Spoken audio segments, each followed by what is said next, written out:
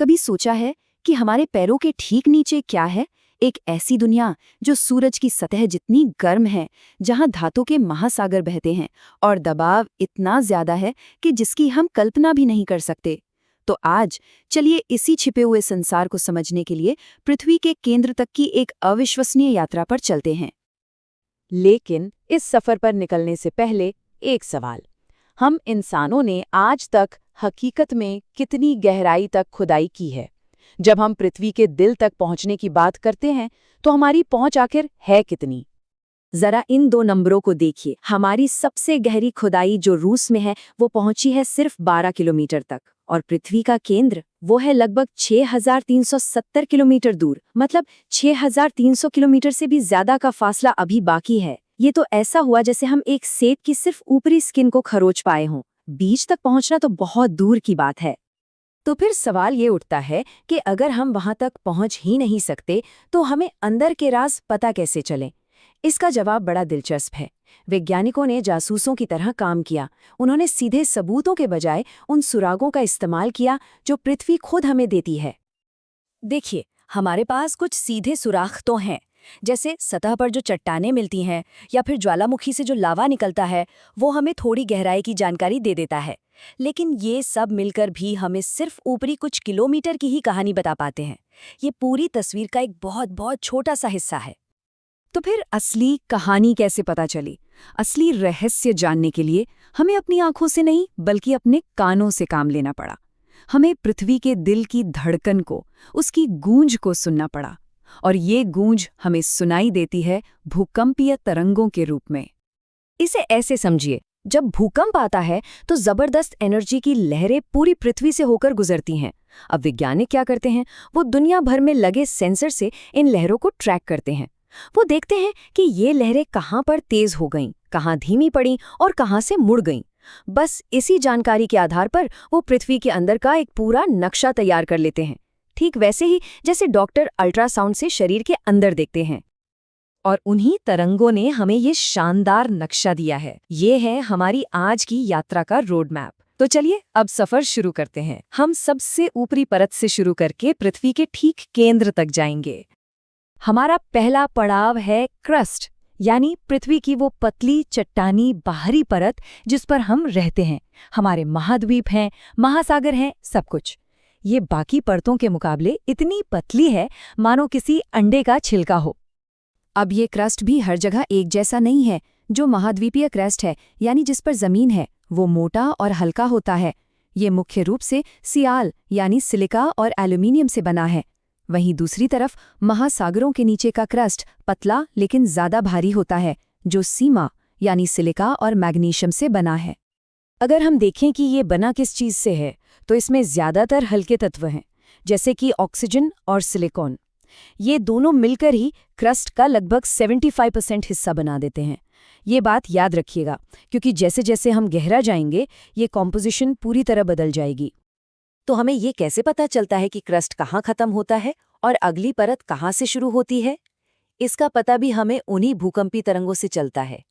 जब ये तरंगे एक परत से दूसरी में जाती हैं तो उनकी रफ्तार अचानक बदल जाती है। इसी बदलाव को डिसकंटिन्यूटी कहते हैं, और क्रस्ट और मेंटल के बीच की जो ये सीमा है उसे मोहरोविसिक डिसकंटिन्यूटी कहते हैं। चलिए अब क्रस्ट को पार करके पृथ्वी के विशाल इंजन रूम में उतरते हैं। मेंटल, ये परत इतनी बड़ी है कि पृथ्वी के कुल वॉल्यूम का 83% हिस्सा तो अकेले यही है। यहीं पर हमारे ग्रह की असली ताकत छिपी है। मेंटल का जो ऊपरी हिस्सा है, जिसे एस्थेनोस्फेयर कहते हैं, वो थोड़ा सा पिघला हुआ है, एक गाढ़े शहद या टार जैसा। हमारी जमीन की जो कठोर टेक्टोनिक प्लेटें हैं वो इसी चिपचिपी परत पर बहुत धीरे धीरे तैरती हैं। अब देखिए, कोर से जबरदस्त गर्मी ऊपर की तरफ उठती है। ये गर्मी मेंटल में धीमी गति की धाराएं बनाती है, जिसे संवहन धाराएं कहते हैं। इसे एक बहुत बड़े लावा लैंप की तरह सोचिए। यही धीमी लेकिन बेहद शक्तिशाली धाराएं अपने ऊपर तैर रही प्लेटों को हिलाती हैं, जिससे महाद्वीप खिसकते हैं, पहाड़ बनते हैं और ज्वालामुखी फटते हैं। और अब हम अपनी यात्रा के आखिरी पड़ाव पर पहुंच गए हैं। हम पृथ्वी के धात्विक दिल में उतर रहे हैं, कोर, ये एक ऐसी जगह है जहां गर्मी, दबाव और भौतिकी के नियम अपनी चरम सीमा पर हैं। कोर के असल में दो हिस्से हैं।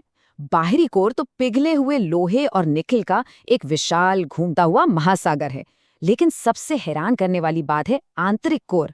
ये बाहरी कोर से भी ज्यादा गर्म है, लेकिन फिर भी ये ठोस है। ऐसा इसलिए है क्योंकि इसके ऊपर की सारी परतों का दबाव इतना ज्यादा है कि वो लोहे के परमाणुओं को पिघलने ही नहीं देता। और ये कितना गर्म है? यहाँ का तापमान है करीब 6000 डिग्री सेल्सियस। जी हाँ, ये हमारे सूरज की सतह जितना ही गर्म है। सोचिए, हमारे शांत दिखने वाले ग्रह के केंद्र में कितनी जबरदस्त ऊर्जा कैद है। तो ठीक है, हमने पृथ्वी के केंद्र तक की ये यात्रा तो कर ली, लेकिन सवाल ये है कि हजारों किलोमीटर नीचे हो रही इन घटनाओं से हमें, सतह पर रहने वालों को क्या फर्क पड़ता है? जवाब ये है कि हमारा अस्तित्व ही इसी पर निर्भर करता है। सबसे बड़ा कारण ये है, बाहरी कोर में जो पिघला हुआ लोहा लगातार घूम रहा है, वो एक विशाल जनरेटर की तरह काम करता है जो पृथ्वी का चुंबकीय क्षेत्र बनाता है। ये चुंबकीय क्षेत्र एक अदृश्य कवच है, एक ढाल है जो हमें सूरज से आने वाले खतरनाक रेडिएशन से बचाता है। इसके बिना हमारा वायुमंडल अंतरिक्ष में उड़ जाता और पृथ्वी पर जीवन शायद कभी पनप ही नहीं पाता। ये स्लाइड पूरी कहानी को एक साथ दिखाती है। याद है, हमने क्रस्ट की बात की थी, जहां ज्यादातर ऑक्सीजन और सिलिकॉन था, लेकिन जब हम पूरी पृथ्वी को एक साथ देखते हैं तो सबसे ज्यादा मात्रा लोहे की है, और ये सारा भारी लोहा ज्यादातर कोर में ही जमा है, जो हमारे ग्रह को उसका घनत्व और उसका शक्तिशाली चुंबकीय क्षेत्र देता है। तो निचोड़ ये है कि पृथ्वी का केंद्र सिर्फ चट्टानों और धातु का ढेर नहीं है, ये एक जिंदा, धड़कता हुआ इंजन है।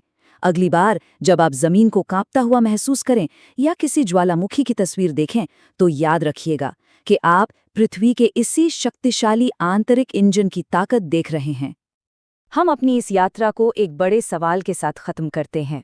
ये शक्तिशाली इंजन अरबों सालों से चल रहा है, लेकिन ये हमेशा तो नहीं चलेगा। जब ये अंत में ठंडा हो जाएगा तो हमारे ग्रह का चुंबकीय कवच खत्म हो जाएगा। तब हमारी दुनिया का क्या होगा? ये सवाल हमें याद दिलाता है कि हमारा ये ग्रह कितना कीमती और नाजुक है।